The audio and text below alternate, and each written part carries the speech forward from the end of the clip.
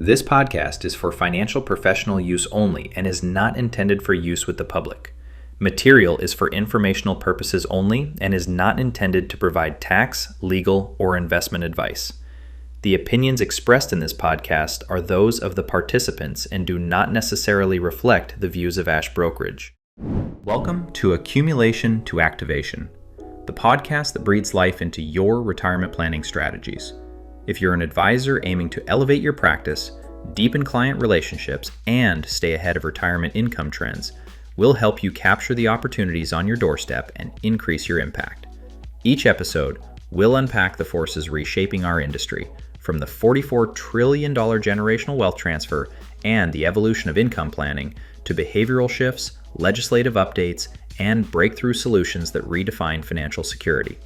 Here are your hosts, Mike McGlothlin and Tim Ash. Hello, everybody. Welcome back to our podcast. It's a brand new year, brand new ideas, but with some of the same challenges of going from accumulation to activation. So, Tim, hope you had a great holiday season, and talk about your excitement for 2026, first of all. Well, first of all, welcome. Happy New Year. We are so excited to be in 2026, and the opportunities that are in front of us couldn't be bigger.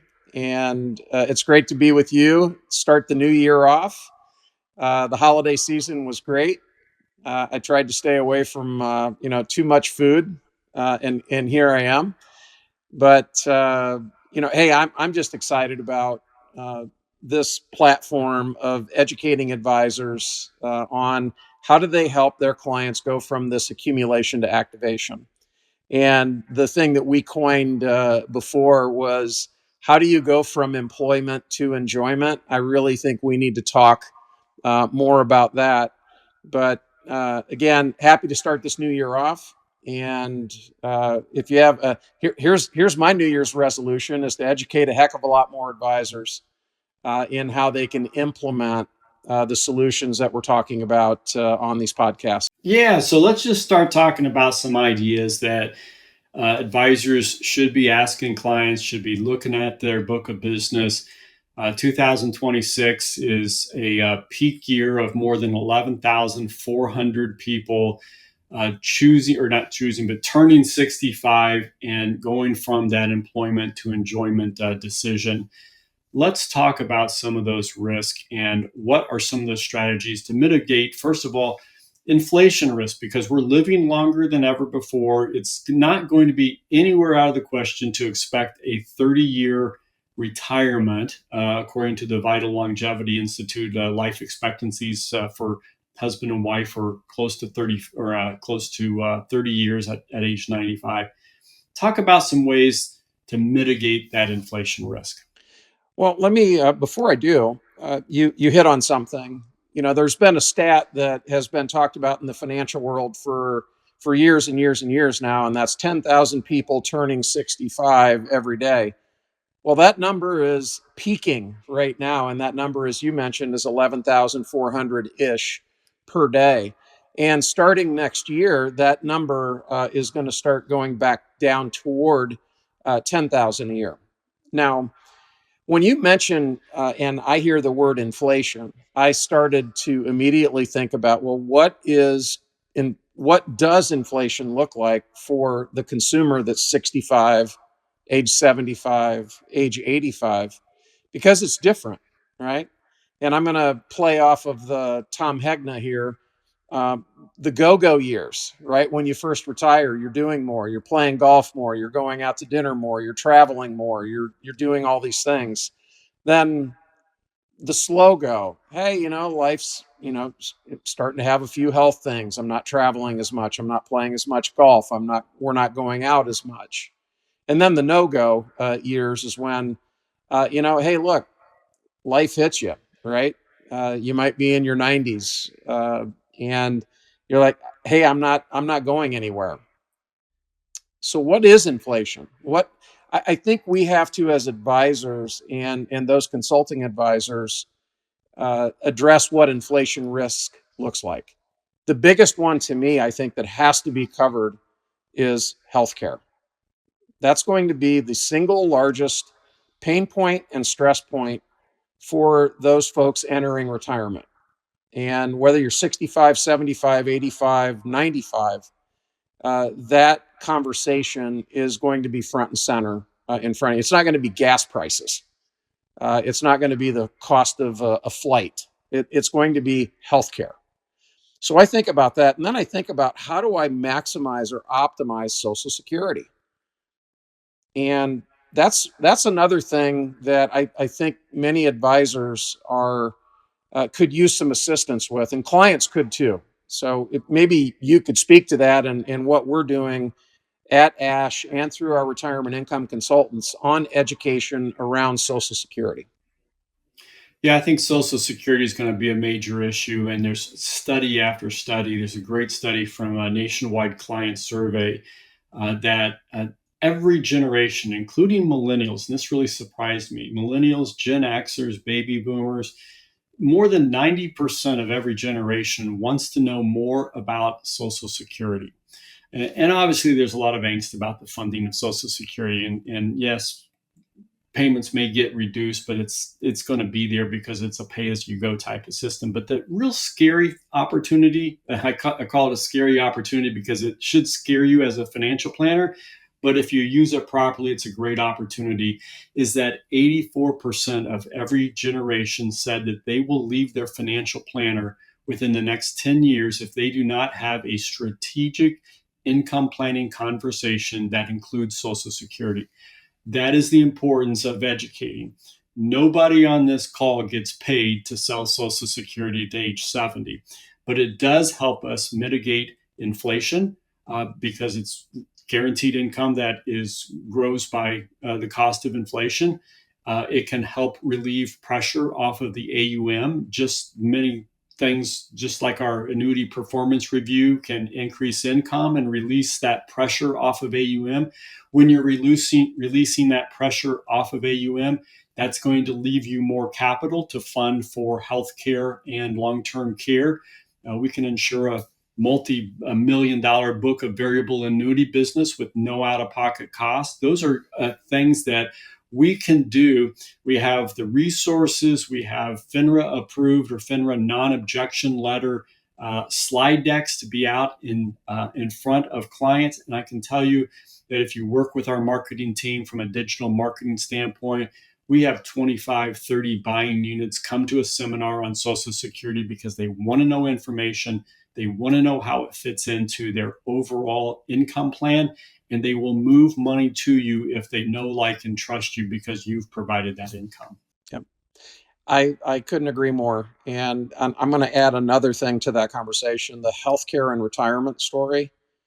Medicare right now is, we'll say, well, we're post that being in 2026, with open enrollment that happened in the last quarter of 2025. But that is a stressful time for people. They're getting inundated, right, every year at the end of the year with what provider should I be with? Where are my prescriptions? Who's my specialist? What do I do? And and I think that's where we come into play with being consultative around help with Social Security, help with healthcare in retirement choices, long-term care conversations. I think that's important, and this it should be. You go from being employed to being and then enjoying your retirement. And I wrote this down for us to have a conversation around and share. There's this big transition going on, right? If you're a W-2 employee, you get you made your wealth through K-1s, or you get 1099s. How are you going to replace that income flow, right? That paycheck that provides for payment of all your bills, no matter what they are. And I have yet to find anyone that has a guaranteed income stream that is not grateful for it. So maybe you could talk a little bit about that. And I have one other topic I want to talk about, which is the fixed income risk and what that looks like.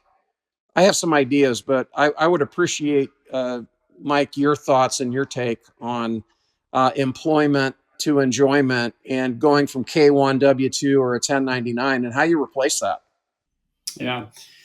Before I get to that point, I want to go back to, you made a great point about using us for Medicare solutions. I was just at an industry event yesterday. The speaker before me was the security director of the securities division for the state.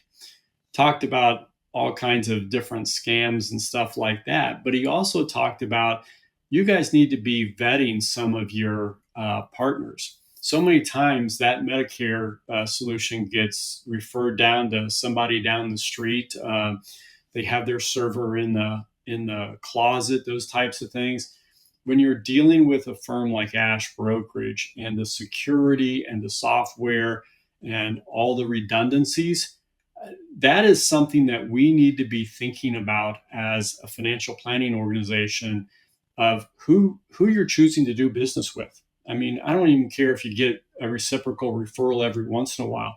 The data security of your client going to another person, you have to understand, and you should be documenting that type of security. That was a major issue for this securities director. So I didn't want to lose sight of that it's not just a revenue type of thing of a referral fee. It's about data security and how well you're treating your clients. Relative to your question about going from employment to enjoyment, one of our wholesalers loves asking the question, tell me about your first job. And how much of that was guaranteed or how much of that was based on commission and variable and stuff like that. Same thing that you're talking about. If someone is used to having a variable compensation, they may want to have like a systematic withdrawal. But for those people who are used to more W-2, for that paycheck type of mentality from Tom Hegna, how much does that need to be? How much is that going to be Social Security, and knowing that that's going to reduce by 24%? How are you going to make that up? Plus, how are you going to pay for your static bills and utilities and things like that, which again, still need to have some type of inflation protection. But I love starting the conversation the way he does, of like, tell me about your favorite job and how you were compensated. I think that's a great way to set that conversation up. Yeah, I couldn't agree more.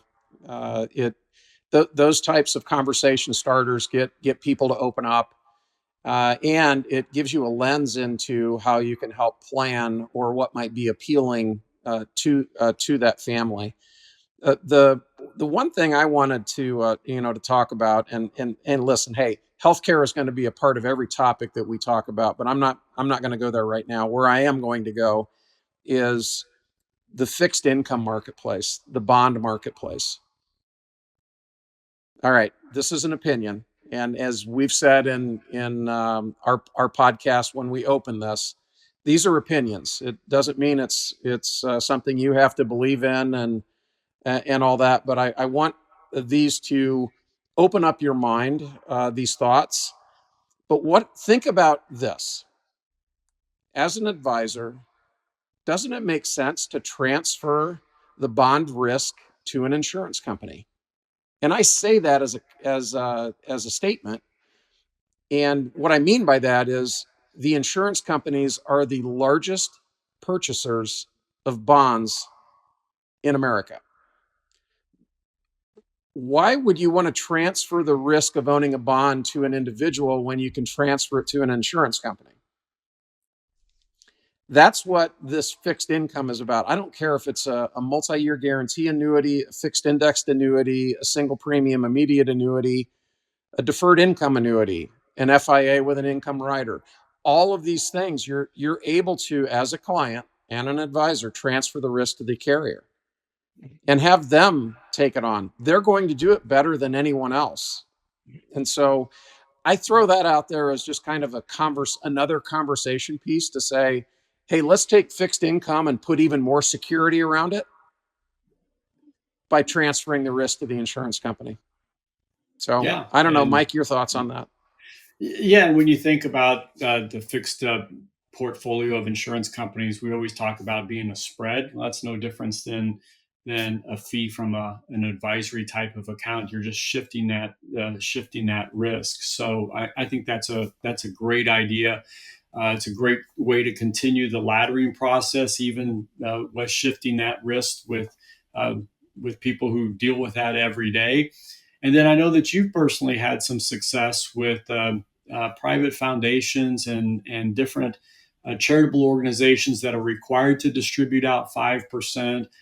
We live in an interest rate that's close and can get to that. It's great for that institution to guarantee that cash flow, at least for a portion of their portfolio. Maybe talk about that a little bit. Yeah, sure. I'd be happy to. I don't see the use of annuities inside of private foundations being utilized enough, and it's for the reason that you stated, Mike, and that is you are required to distribute 5% of the assets each and every year out of the value of that foundation. And today we can look at 3-year, 4-year, 5-year, 7-year, 10-year MYGAs, multi-year guarantee annuities that are producing that rate of return and even some slightly more. To have that stability each and every year that you can count on and not have these adjustments in the value of the underlying asset, to know that, hey, if you have $2 million inside that foundation and you need to send 5%, that you can get $100,000 per year, no surrender charges, no market value adjustments, and the asset stays intact. It, to me, is one of the greatest assets. And you've heard me say this in prior podcasts. We've been fortunate enough to have a family foundation, and we have equities in it, and we have other assets in it, but we also have annuities in our foundation. And each and every year, that 5% just clicks off without even, we don't even bat an eye. We just know it's going to be there. And I would encourage each and every one of the advisors just to say, hey, what asset do you have that can give you that predictable rate of return and even grow a little bit, because most annuities are crediting more than 5 right now. So that's my take on it. Got a little long-winded. I didn't mean to, but anyway, that's another great use of where annuities can be held inside of foundations. Yeah, and I think that that's great, because so many advisors don't necessarily think about that. They're thinking about liquidity. But you brought out a great point. That 5% comes off, no market value adjustment, no surrender charges. It's liquid. It runs like clockwork. You don't have to think about it. That's perfect for the foundation. Takes pressure off of them. Takes pressure off of the financial planning firm to make sure that they're meeting all of that, and there's no risk to principal whatsoever. So that's a market that I don't think that we think about enough. And I think that, man, you talk about benefiting people, the foundation, their beneficiaries, so on down the line. That's how you multiply your effect in your business in this, or in my mind, how you benefit so many people in this business. So we're coming up on time for this. We've got a lot of different ideas to share. And so we're just going to continue recording and come back every other week. You're going to find out some new ideas from our conversation that you can deploy and utilize right away. So thank you for listening. If you like this, make sure you click on subscribe. And if there's anything that you want us to take a deep dive in, please shoot us an email, and we'll be more than happy to really dedicate an entire episode for that. So again, thank you for listening. We appreciate you all. Thank you very much. This episode of Accumulation to Activation was produced by Ash Brokerage. For more on the most pressing and critical issues facing financial advisors today, be sure to subscribe, leave a review, and share this episode with a colleague. For more resources, visit us at ashbrokerage.com or reach out to our team at 800-589-3000. Let's start a strategic conversation about how you can be more efficient with your retirement income and legacy planning solutions. Insurance product guarantees are subject to the claims paying ability of the issuing insurer. Annuities are insurance contracts and may be subject to fees, surrender charges, caps, spreads, participation rates, and tax implications. Withdrawals are taxable and, if taken prior to age 59 and a half, may be subject to an additional tax. Product availability and features vary by state and carrier. Social Security and tax rules are complex and subject to change. Clients should consult their tax and Social Security advisors. Any modeling or Monte Carlo analysis referenced is based on stated assumptions and are illustrative only. Results vary by client profile, market conditions, and product selection. Past or modeled results are not guarantees of future outcomes.